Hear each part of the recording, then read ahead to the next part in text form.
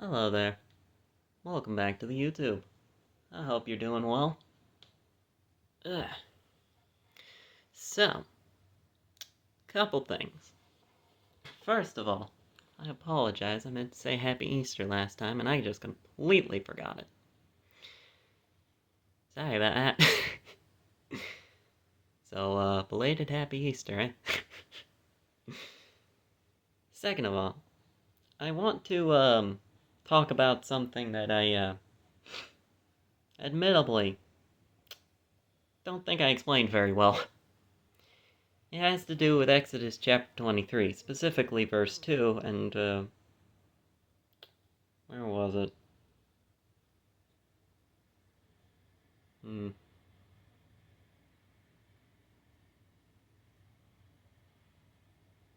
No, okay. I think it was just, verse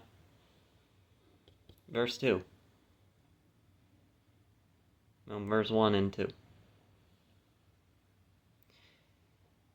It says, Thou shalt not raise a false report. Put not thine hand with the wicked to be an unrighteous witness. Thou shalt not follow a multitude to do evil. Neither shalt thou speak in a cause to decline after many to wrest judgment.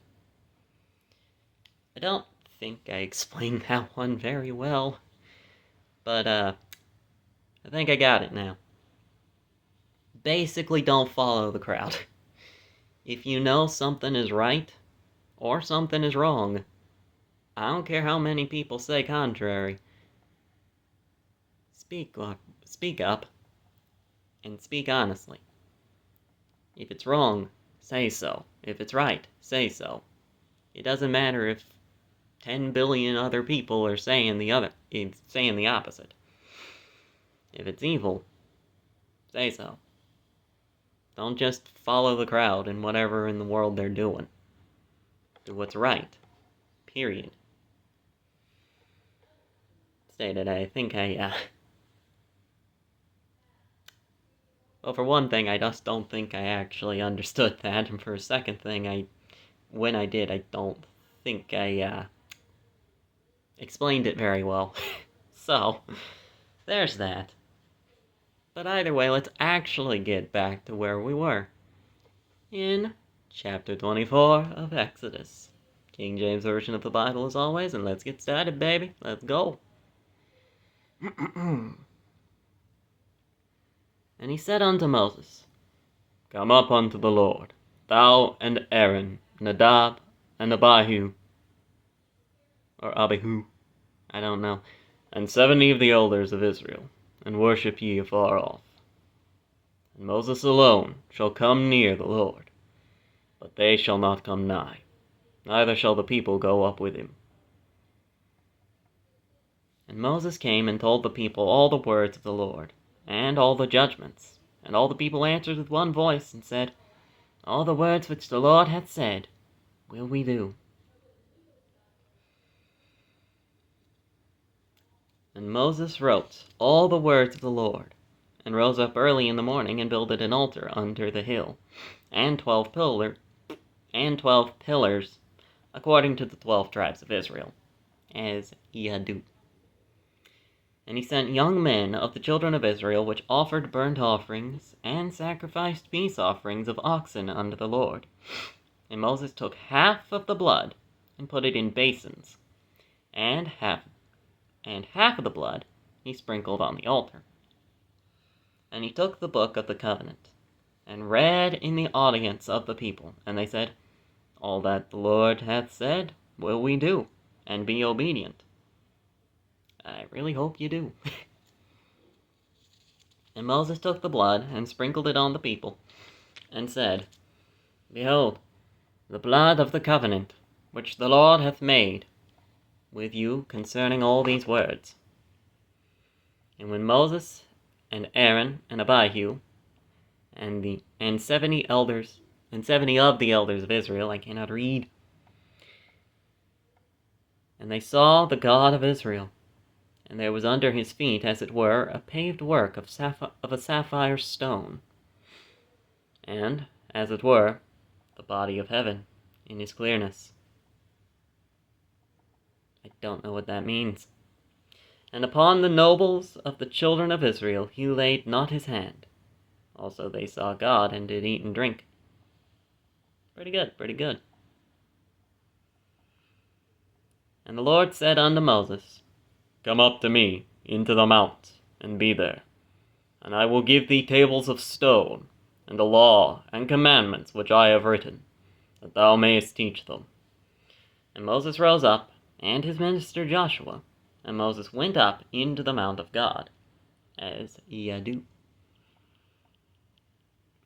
And he said unto the elders, Tarry here for us until we come again unto you. And behold, Aaron and Hur are with you. If any man have any matters to do, let him come unto them. And Moses went up into the mount, and a cloud covered the mount. And the glory of the Lord abode upon Mount Sinai, and the cloud covered it 6 days. And the 7th day he called unto Moses out of the midst of the cloud. And in the sight of the glory of the Lord, and the sight of the glory of the Lord was like devouring fire upon the top of the mount in the eyes of the children of Israel. In other words, just him being there looks like the mountain's on fire. Thing is bright. Lit up like a gosh darn Christmas tree it is. And Moses went into the midst of the cloud, and gat him up into the mount. And Moses was in the mount 40 days and 40 nights. That will become important. I don't know if it's going to be this YouTube video or the next one, but it will become important that he's up there for so long. Chapter 25. And the Lord spake unto Moses, saying, Speak unto the children of Israel, that they bring me an offering. Of every man that giveth it willingly of his heart, he shall take my offering. This is a completely, you can do it if you want, a free will offering. And this is the offering which ye shall take of them, gold, and silver, and brass, and blue, and purple, and scarlet, and fine linen. I've never been 100% certain what blue, and purple, and scarlet is. I just presume it's like cloth of those colors, but I'm not 100% certain. But either way. Also, excuse me. And goat's hair, and ram's skins dyed red, and badger skins, and shittim wood. Which apparently, I got a Bible that has a few, translations of what the King James Version actually means. Apparently shittim wood is, acacia. So cool. Oil for the light, spices for anointing oil, and for sweet incense, onyx stones, and stones to be set in the ephod, and in the breastplate. It'll describe it in a bit, but if I remember correctly, the ephod specifically is a part of the priestly garments that Aaron and his children are going to wear as the priests of, the Lord, doing all the whole sacrifices and all that such, actually carrying those things out. If I remember correctly, and this is once again if I remember correctly, they are shoulder pads. Specifically, this shoulder pad has 6 gems on it. This shoulder pad has 6 other gems on it. They're supposed to relate to the children of Israel. And basically the symbolism is, considering they're the priests and doing all the sacrifices for sin and all that such, they are shouldering the burden of Israel, basically.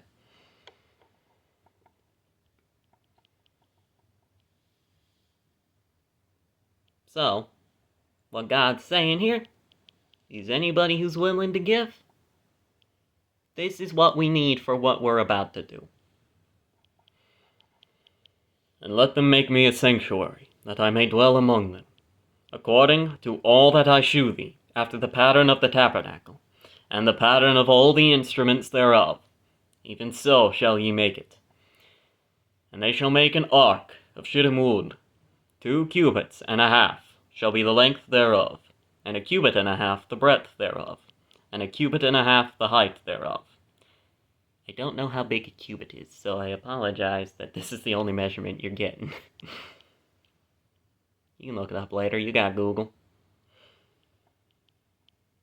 And thou shalt overlay it with pure gold, within and without shalt thou overlay it. And shalt make upon it a crown of gold round about. And thou shalt cast 4 rings of gold for it, and put them in the 4 corners thereof.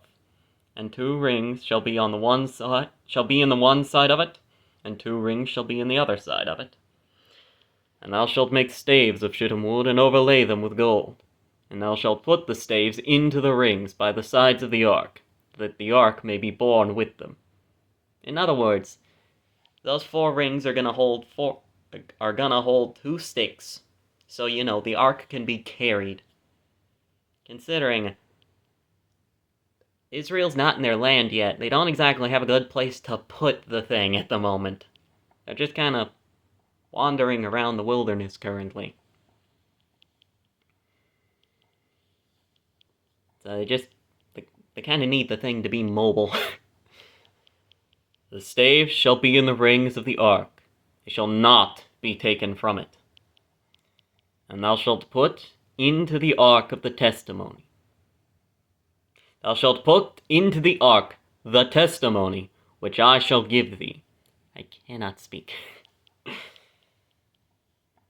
And thou shalt make a mercy seat of pure gold. 2 cubits and a half shall be the length thereof, and a cubit and a half the breadth thereof. And thou shalt make 2 cherubims. Which, actually, fun fact, that's redundant. You see, cherub is the actual singular word. Cherubim is the multiple. Or the plural, excuse me. So saying cherubims is just kind of redundant, because cherubim is already the plural. And thou shalt make 2 cherubims of gold. Of beaten work shalt thou make them, in the 2 ends of the mercy seat. And make 1 cherub on the one end, and the other cherub on the other end.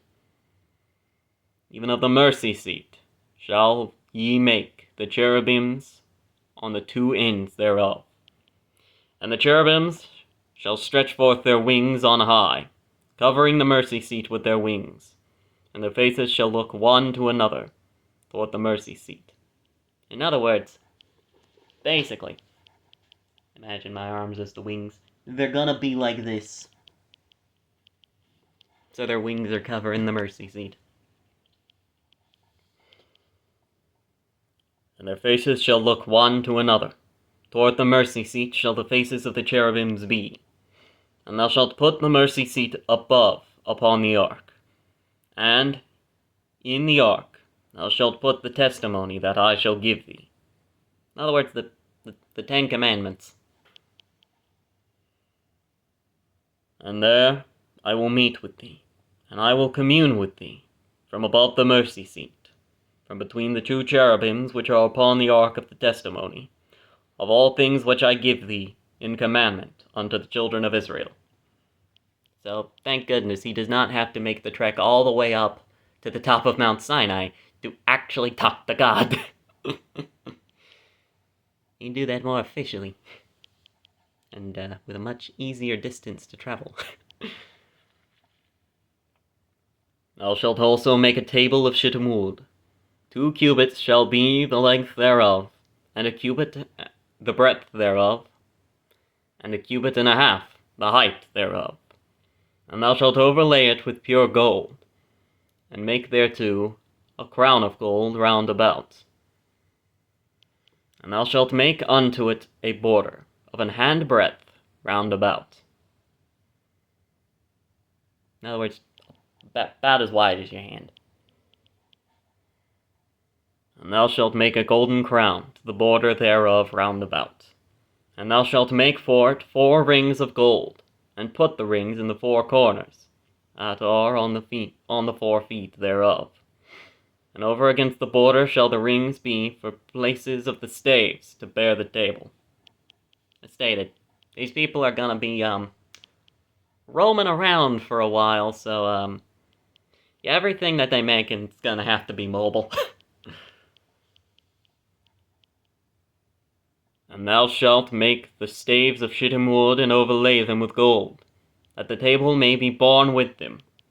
And thou shalt make the dishes thereof, and the spoons thereof, and covers thereof, and bowls thereof, to cover withal. Of pure gold shalt thou make them. And thou shalt set upon the table shewbread before me always. And I will tell you, I do not know what shewbread is. But typically, you shew bread, I'ma eat it. That's what's gonna happen if you shew it to me.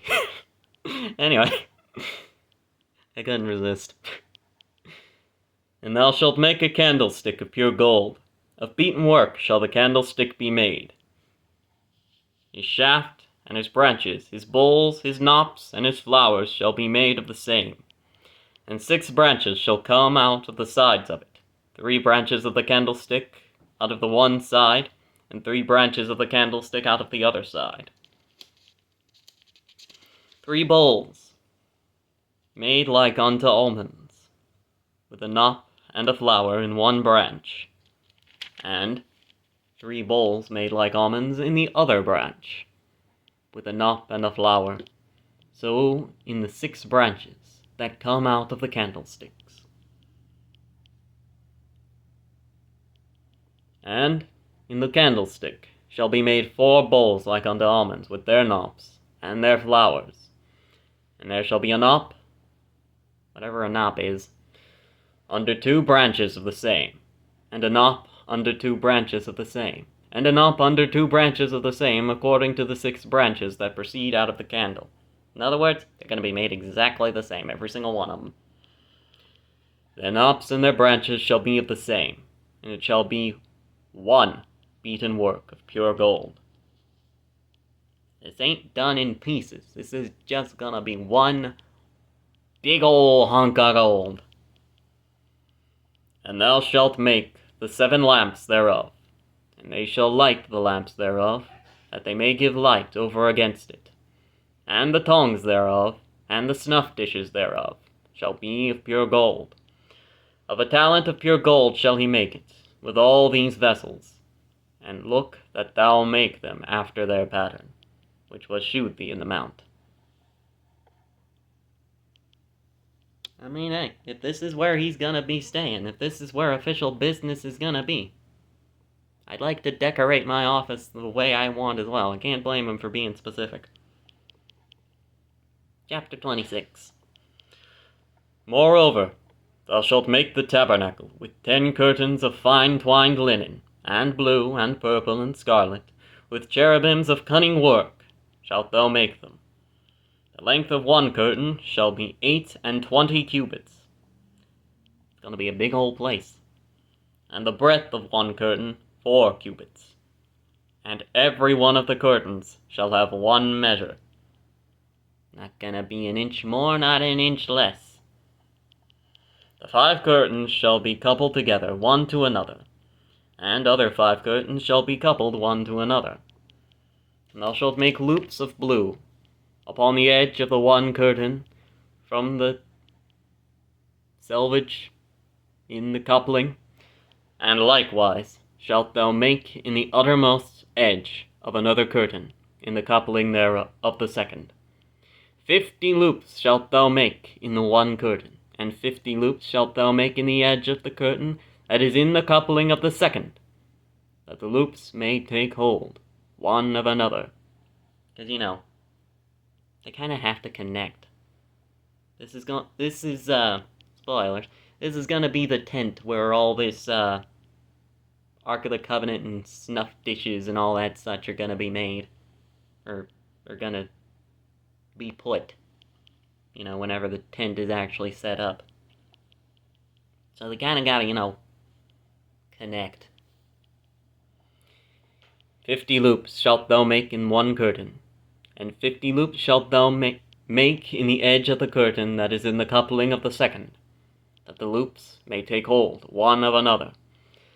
And thou shalt make 50 taches of gold, and couple the curtain together with the taches, and it shall be one tabernacle. And thou shalt make curtains of goat's hair to be a covering upon the tabernacle, 11 curtains shalt thou make. The length of one curtain shall be 30 cubits, and the breadth of one curtain 4 cubits. And the 11 curtains shall be all of one measure. And thou shalt couple 5 curtains by themselves, and 6 curtains by themselves, and shalt double the 6th curtain in the forefront of the tabernacle. Excuse me, my gosh. And thou shalt make 50 loops on the edge of the one curtain that is outmost in the coupling, and 50 loops in the edge of the curtain which coupleth the second. And thou shalt make 50 taches of brass, and put the taches into the loops, and couple the tent together, that it may be one. And the remnant that remaineth of the curtains of the tent, the half curtain that remaineth, shall hang over the backside of the tabernacle, and a cubit on the one side, and a cubit on the other side of that which remaineth in the length of the curtains of the tent. It shall hang over the sides of the tabernacle, on this side and on that side, to cover it. And thou shalt make a covering for the tent of ram's skins dyed red, and a covering above of badger's skins. And thou shalt make boards for the tabernacle of shittim wood, standing up. 10 cubits shall be the length of a board, and a cubit and a half shall be the breadth of one board. 2 tenons, again, whatever a tenon is, shall there be in one board, and set in order one against another. Thus shalt thou make for all the boards of the tabernacle. And thou shalt make the boards for the tabernacle 20 boards on the south side southward. And thou shalt make 40 sockets of silver under the 20 boards, 2 sockets under one board for his 2 tenons, and 2 sockets under another board for his 2 tenons. And for the second side of the tabernacle, on the north side, there shall be 20 boards, very even. And their 40 sockets of silver, 2 sockets under one board, and 2 sockets under another board.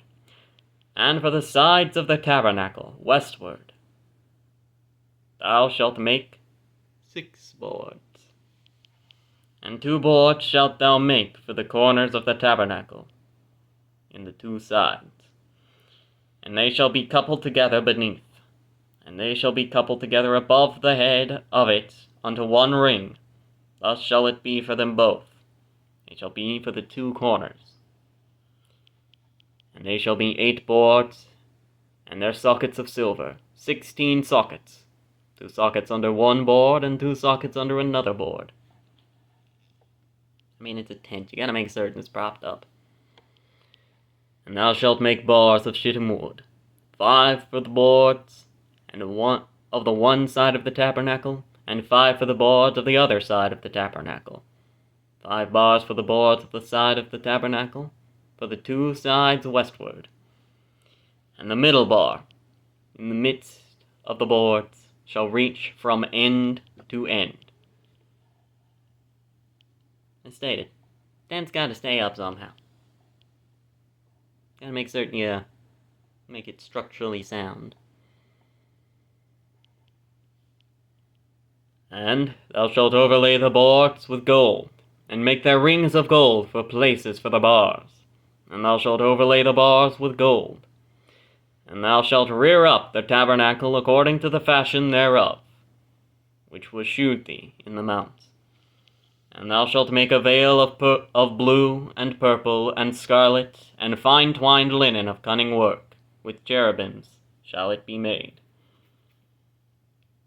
And thou shalt hang it upon 4 pillars of shittim wood, overlaid with gold. Man likes his gold. Can't blame him. Very pretty. Their hooks shall be of gold, upon the 4 sockets of silver. And thou shalt hang up the veil under the taches, that thou mayest bring in thither within the veil the ark of the testimony. And the veil shall divide unto you between the holy place and the most holy. Basically, there's the part that all the priests would be in, doing the sacrifices and all that such. And then there was the extra bit in the back, divided off from the rest, that only the high priest could actually go into, which would house the Ark of the Covenant and all that such. And that's what this veil is for, is to divide those two. And thou shalt put the mercy seat upon the ark of the testimony, in the most holy place. And thou shalt set the table without the veil, and the candlestick over against the table, on the side of the tabernacle toward the south. And thou shalt put the table on the north side, and thou shalt make an hanging for the door of the tent of blue and purple and scarlet and fine twined linen, wrought with needlework. And thou shalt make for the hanging 5 pillars of shittim wood, and overlay them with gold, and their hooks shall be of gold. And thou shalt cast 5 sockets of brass for them. What is it with me tonight? Excuse me. My gosh. I do apologize. But my goodness, is that coming out a lot tonight. Chapter 27. And thou shalt make an altar of shittim wood, 5 cubits long and 5 cubits broad. The altar shall be 4 square, and the height thereof shall be 3 cubits. And thou shalt make the horns of it upon the 4 corners thereof. His horns shall be of the same, and thou shalt overlay it with brass. And thou shalt make his pans to receive the ashes, and his shovels, and his basins, and his flesh hooks, and his fire pans. All the vessels thereof thou shalt make of brass. And thou shalt make for it a grate of network of brass. And upon the net shalt thou make 4 brazen rings in the 4 corners thereof. And thou shalt put it under the compass of the altar beneath, that the net may be even to the midst of the altar. And make certain it's right there in the middle. And thou shalt make staves for the altar, staves of shittim wood, and overlay them with brass. And the staves shall be put into the rings, and the staves shall be upon the 2 sides of the altar to bear it. Hollow with boards shalt thou make it, as it was shewed thee in the mount, so shall they make it. He's very particular, which once again, this is basically his office. I'd want to decorate my office to my liking as well. And thou shalt make the court of the tabernacle. For the south side southward there shall be hangings for the court of fine twined linen, of 100 cubits long for one side. And the 20 pillars thereof. Excuse me. My gosh. Excuse me, just a moment. Yeah. Eyes water every single time I yawn. It is very annoying.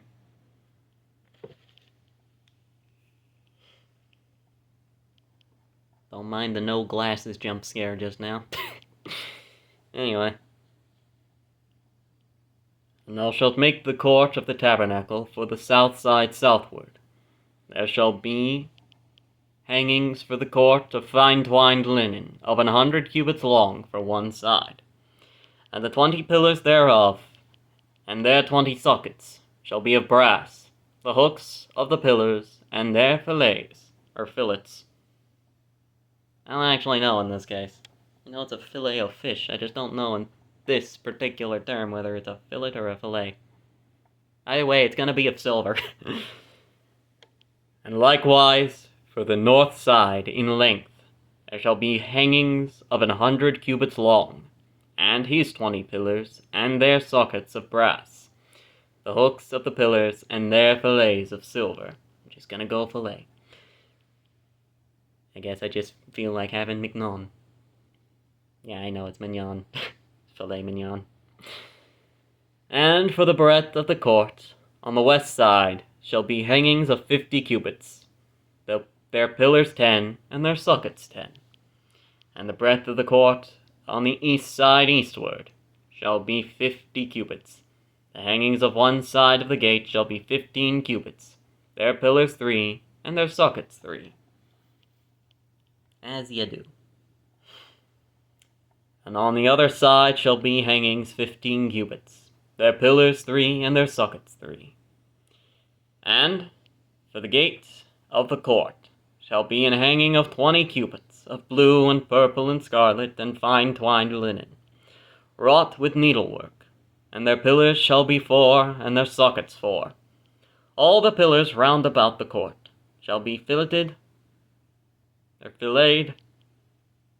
I'm trying, man, I'm really trying. With silver. Their hooks shall be of silver, and their sockets of brass. The length of the court shall be 100 cubits, and the breadth 50 everywhere, and the height 50 cubits of fine twined linen, and their sockets of brass. All the vessels of the tabernacle, in all the service thereof, and all the pins thereof, and all the pins of the court, shall be of brass. And thou shalt command the children of Israel that they bring thee pure olive oil, beaten for the light, to cause the lamp to burn always. Gotta light it with something. Didn't know pure olive oil would actually, catch fire. I've only seen it used in cooking. And again, I don't know if that would be pure olive oil. I use extra virgin, so who knows? Comment down below, I'd love to know. In the tabernacle of the congregation without the veil, which is before the testimony, Aaron and his sons shall order it from evening to morning before the Lord. It shall be a statute forever unto their generations on the behalf of the children of Israel.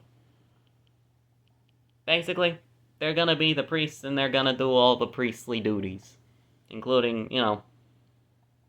dealing with all the tabernacle and all. Chapter 28. And take thou unto thee Aaron thy brother, and his sons with him, from among the children of Israel, that he may minister unto me in the priest's office, even Aaron, Nadab, and Abihu, Eleazar, and Ithamar, Aaron's sons. And thou shalt make holy garments for Aaron thy brother, for glory and for beauty. It can be both. And thou shalt speak unto all that are wise-hearted.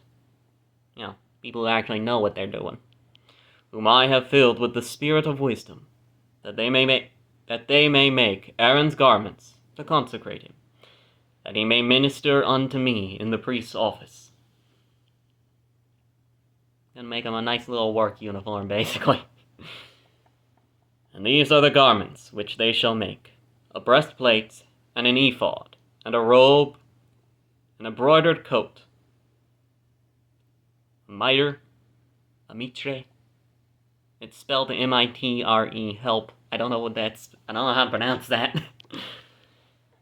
And a girdle. And they shall make holy garments for Aaron thy brother and his sons, and he may minister unto me in the priest's office. And they shall take gold, and blue, and purple, and scarlet, and fine linen. And they shall make the ephod of gold, of blue, and of purple, of scarlet, and fine twined linen with cunning work.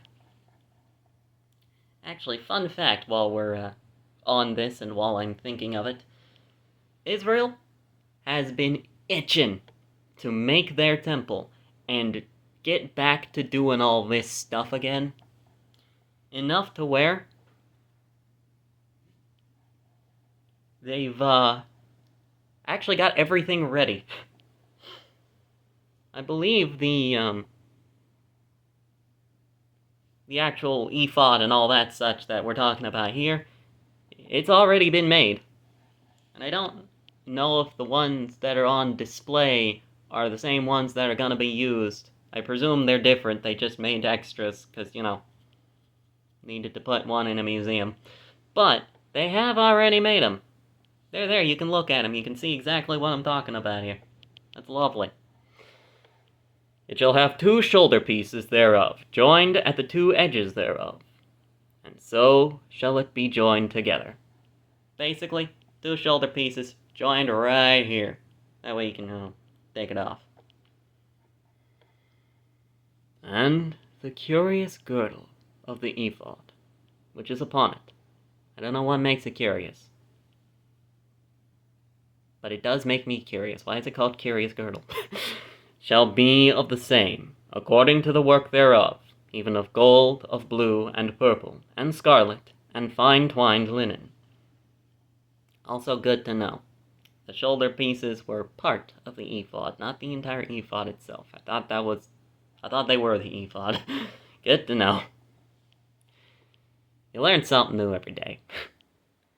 And thou shalt take 2 onyx stones, and grave on them the names of the children of Israel, 6 of their names on 1 stone, and the other 6 names of the rest of the other stone, according to their birth.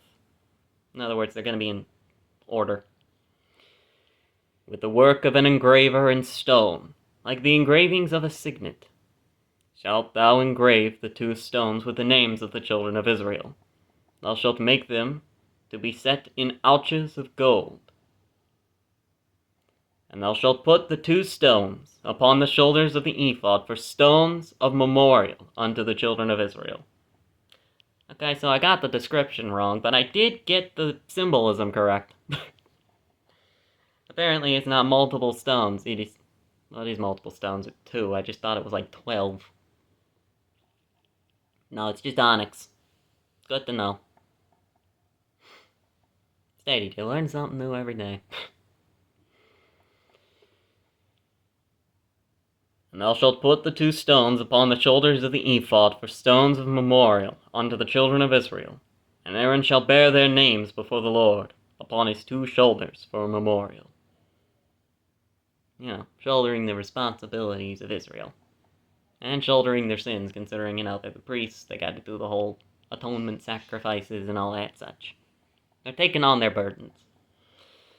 And thou shalt make ouches of gold, and 2 chains of pure gold at the ends of wreathen work shalt thou make them, and fasten the wreathen chains to the ouches. And thou shalt make the breastplate of judgment with cunning work. I guess every part just had its own little fun name. Like the curious girdle, the breastplate of judgment. With cunning work, after the work of the ephod thou shalt make it, of gold, of blue, and of purple, and of scarlet. Oh, there it is. I knew I was grabbing 2 pages. There we are. Of gold, of blue, and of purple, and of scarlet, and of fine twined linen shalt thou make it. 4 square it shall be, being double. A span shall be the length thereof, and a span shall be the breadth thereof. I don't know how big a span is, I apologize. And thou shalt set in it settings of stone, even 4 rows of stones. This is what I was thinking of. Okay, that was the breastplate, gotcha. The first row shall be a sardius, a topaz, and a carbuncle. This shall be the first row. And the second row shall be an emerald, a sapphire, and a diamond. And the third row shall be a ligure, an agate, and an amethyst. And the 4th row a beryl, and an onyx, and a jasper. They shall be set in gold in their enclosings. Fun fact, we only learned this relatively recently. Every single one of those stones, if you shine light through it, it refracts in just so a way that it makes a rainbow. So that's fun. Especially considering if you look in the book of Revelation, God's gonna set up a city, and the city's walls are gonna have multiple layers, and they're gonna be made out of that. So that's gonna be a wonderful little sight, because they're just gonna be refracting light all day, and it's gonna be Rainbow City, let me tell you. Gonna have a full-on Mario Kart Rainbow Road over there. And the stones shall be with the names of the children of Israel, 12, according to their names, like the engravings of a signet.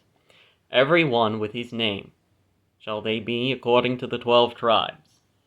And thou shalt make upon the breastplate chains at the ends of wreathen work of pure gold. And thou shalt make upon the breastplate 2 rings of gold, and thou shalt put the 2 rings on the 2 ends of the breastplate. Excuse me. My gosh, tonight. What in the world? Why you gotta be this way? Also, I'll be right back. Hold just a moment.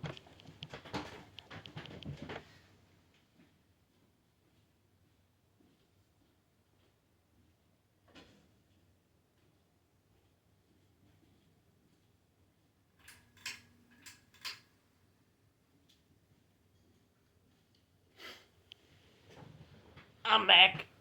I apologize. I was getting hot. I needed to turn on the fan. Anyway. According to their names, like the engravings of a signet, every one with his name shall be according to the 12 tribes. And thou shalt make upon the breastplates chains at the ends of wreathen work of pure gold. And thou shalt make upon the breastplate 2 rings of gold, and shalt put the 2 rings on the 2 ends of the breastplate. I do actually wonder something, if anybody actually knows. There's 12 tribes of Israel, yes, but one of them was split into 2. The half-tribe of Manasseh and the half-tribe of Ephraim, because they were the ones that got the blessing of the actual guy, Israel. So I wonder, is that stone, does it just have 2 names on it, or is it just the tribe of Joseph?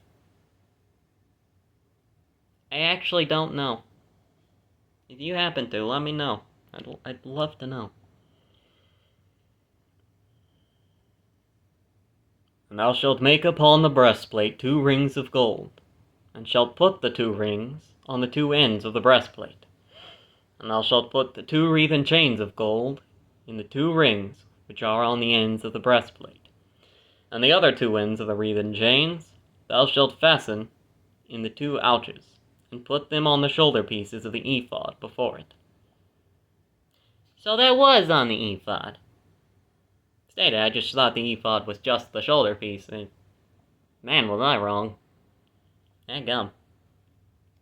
But good to know. And thou shalt make 2 rings of gold, and thou shalt put them upon the 2 ends of the breastplate, in the border thereof, which is in the side of the ephod inward. And 2 other rings of gold thou shalt make, and shalt put them on the 2 sides of the ephod underneath, toward the forepart thereof, over against the other coupling thereof, above the curious girdle of the ephod.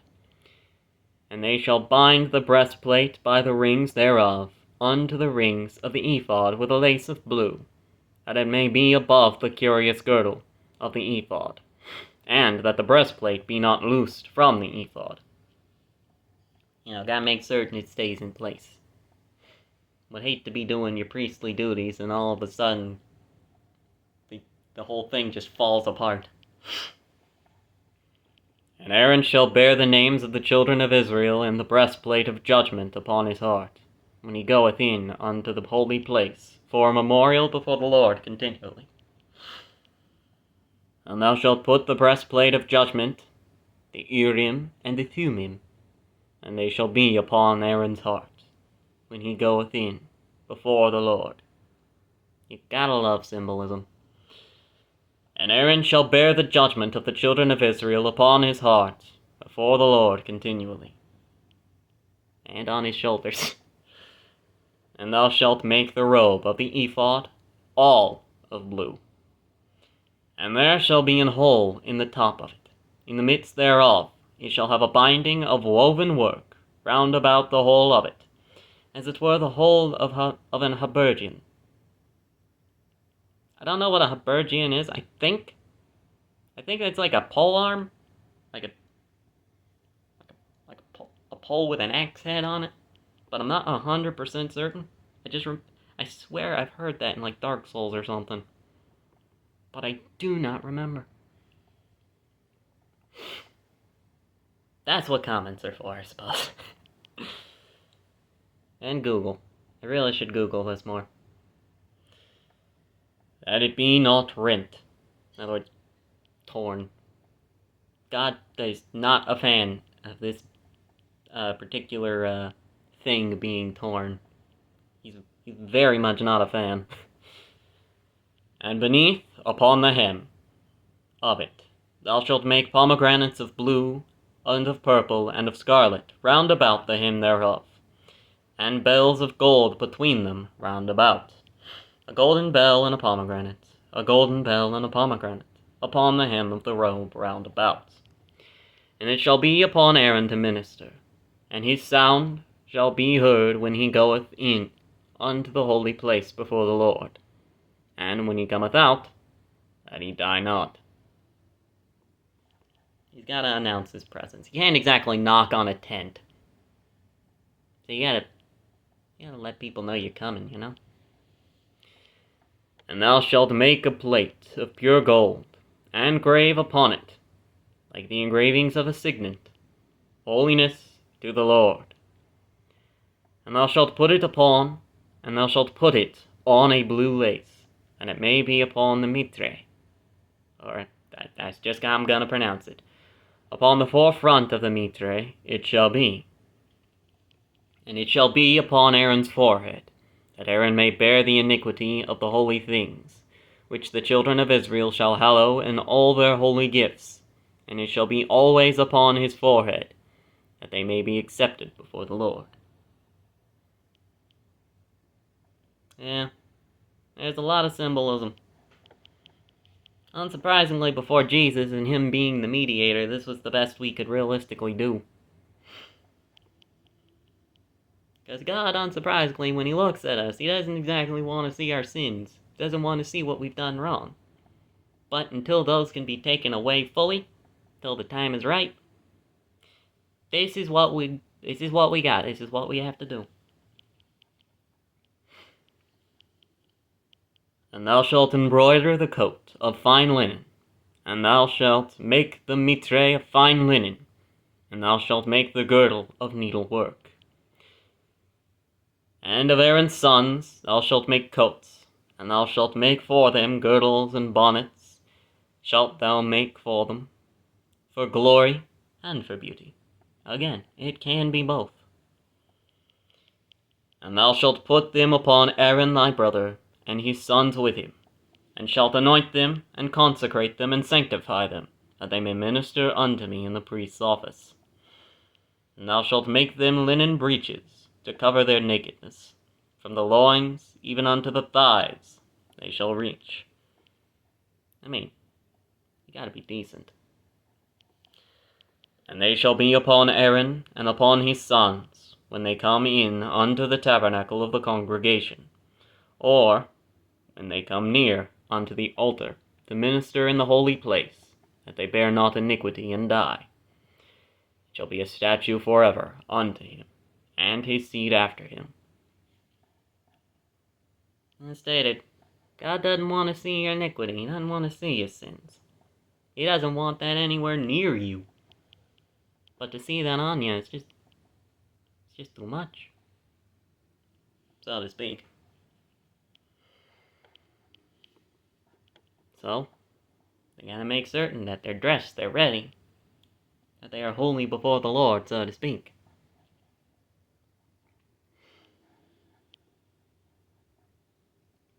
And before Jesus came, that was literally all we could do. Just a simple close enough. Put on the clothes of purity without actually, having the heart of it, so to speak. So yeah. Chapter 29. How long is chapter? My gosh. This is a long chapter. This may be the last chapter we do. Who knows? Definitely will be if I keep blabbing on like this. So chapter 29, let's go. And this is the thing that thou shalt do unto them to hallow them, to minister unto me in the priest's office. Take one bullock, and 2 rams without blemish, and unleavened bread, and cakes unleavened, tempered with oil, and wafers unleavened, anointed with oil, of wheat and flour, shalt thou make them. And once again, very much apologize. Excuse me. My gosh. And thou shalt put them into 1 basket, and bring them in the basket with the bullock and the 2 rams.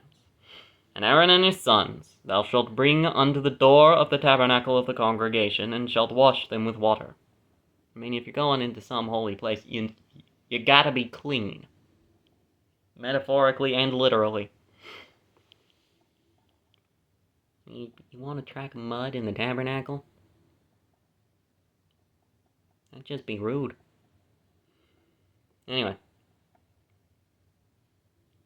And thou shalt take the garments, and put upon Aaron the coat, and the robe of the ephod, and the breastplate, and gird him with the curious girdle of the ephod. And thou shalt put the mitre upon his head, and put the holy crown upon the mitre. Still have no idea if I'm pronouncing that right. Then shalt thou take the anointing oil, and pour it upon his head, and anoint him. And thou shalt bring his sons, and put coats upon them, and thou shalt gird them with girdles, Aaron and his sons, and put the bonnets on them. And the priest's office shall be theirs for a perpetual statute. This is just what they're gonna do. And thou shalt consecrate Aaron and his sons, and thou shalt cause a bullock to be brought before the tabernacle of the congregation. And Aaron and his sons shall put their hands upon the head of the bullock, and thou shalt kill the bullock before the Lord, by the door of the tabernacle of the congregation. And thou shalt take the blood of the bullock, and put it upon the horns of the altar with thy finger, and pour all the blood beside the bottom of the altar. I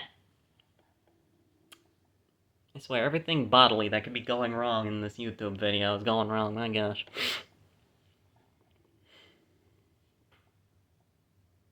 And pour all the blood beside the bottom of the altar. And thou shalt take all the fat that covereth the inwards, and the caul that is above the liver, and the 2 kidneys, and the fat that is upon them, and burn them upon the altar. But the flesh of the bullock, and his skin, and his dung, shalt thou burn with fire without the camp. Just outside the camp. It is a sin offering. Makes sense. You want the good stuff. You want that good stuff. I guess it makes sense. The liver and the kidneys do all the cleansing of your body. Makes sense why that's what God would want. Meanwhile, the dung and all that such. Yeah, unsurprisingly, not a fan.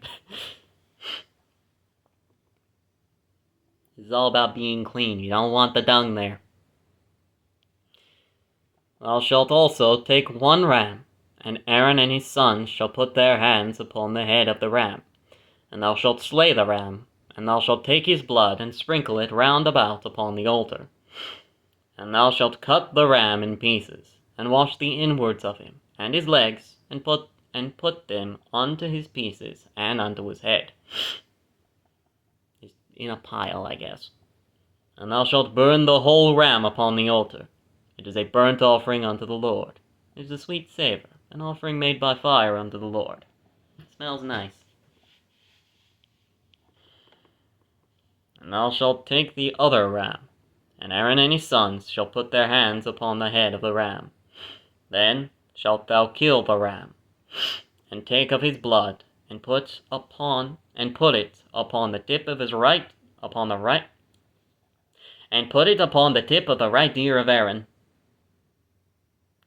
and upon the tip of the right ear of his sons, and upon the thumb of their right hand, and upon the great toe of their right foot. In other words, the big toe. Ugh. And sprinkle the blood upon the altar round about.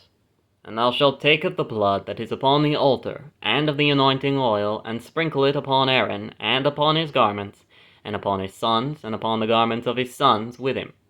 And he shall be hallowed, and his garments, and his sons' garments with him. You know, you gotta have the blood. That's the entire point. That's the entire point of Jesus. This is all just symbolism, as you know. This is what they had to do before the actual guy got here, paid for it all, you know? This is the bandage solution till the actual guy gets here. Till it is his time. Also, thou shalt take of the fat. Thou shalt take of the ram the fat, and the rump, and the fat that covereth the inwards, and the caul above the liver, and the 2 kidneys, and the fat that is upon them, and the right shoulder, for it is a ram of consecration. Just mending bridges. And 1 loaf of bread, and 1 cake of oiled bread, and 1 wafer out of the basket of the unleavened bread that is before the Lord. And thou shalt put it in the hands of Aaron, and in the hands of his sons, and shalt wave them for a wave offering before the Lord. And thou shalt receive them of their hands, and burn them upon the altar for a burnt offering, for a sweet savour before the Lord. It is an offering made by fire unto the Lord. And thou shalt take the breasts of the rams of Aaron's consecration, and wave it for a wave offering before the Lord. And it shall be thy part. In other words, you get to eat it. Good job, Aaron. You did good. And thou shalt sanctify the breast of the wave offering, and the shoulder of the heave offering, which is waved, and which is heaved up, thus the heave offering, of the ram of the consecration, even of that which is for Aaron, and of that which is for his sons. And it shall be Aaron's and his sons by a statute forever from the children of Israel, for it is an heave offering. And it shall be an heave offering from the children of Israel of the sacrifice of their peace offering, even their heave offering unto the Lord. Basically,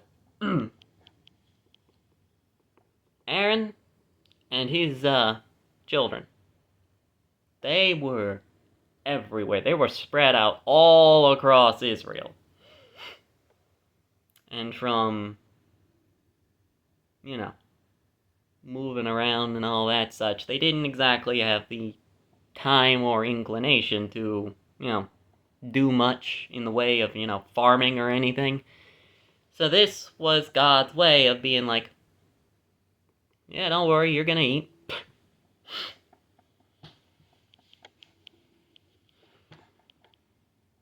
You do this, I promise you, you're gonna be able to eat good tonight. So they get part of this. That way they don't have to worry about the farming and all that such. And the holy garments of Aaron shall be his sons after him, to be anointed therein, and to be consecrated in them.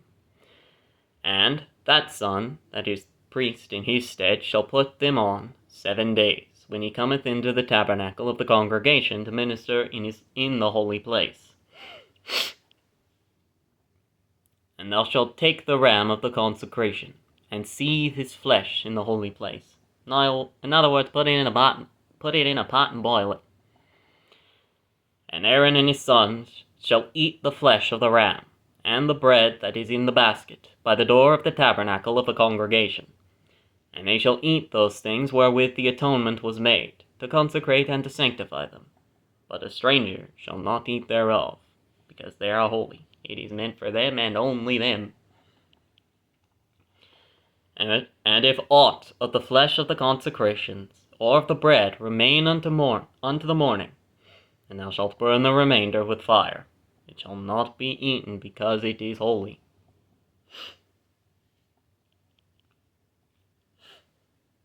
I mean, do you want to eat day old bread? Or day old meat that's just kind of been sitting there? It's long before the refrigerator preservatives.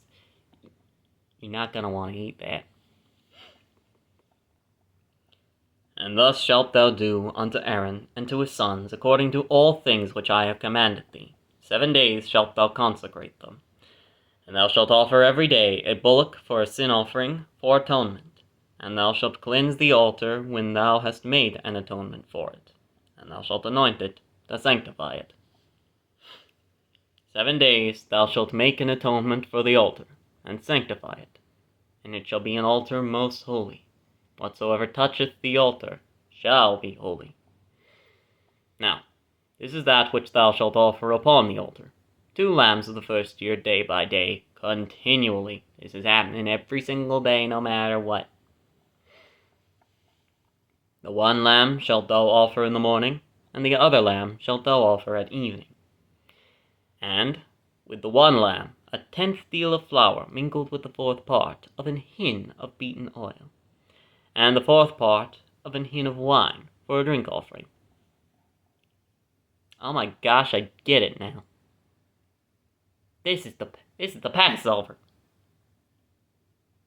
This is my body. This is my blood. That's what this is represent. I just got that. Oh my gosh. You learn something new every day. It just keeps coming. My gosh. And the other lamb thou shalt offer at even, and shalt do thereto according to the meat offering of the morning, and according to the drink offering thereof, for a sweet savour, an offering made by fire unto the Lord. This shall be a continual burnt offering throughout your generations at the door of the tabernacle of the congregation before the Lord, where I will meet you, to speak there unto thee. And there I will meet with the children of Israel, and the tabernacle shall be sanctified by my glory. And I will sanctify the tabernacle of the congregation, and the altar. I will sanctify also both Aaron and his sons to minister to me, and the priest's office. Basically, he's coming there to give a thumbs up. You did good. And I will dwell among the children of Israel, and will be their God. And they shall know that I am the Lord their God, that brought them forth out of the land of Egypt, that I may dwell among them. I am the Lord their God. I wonder if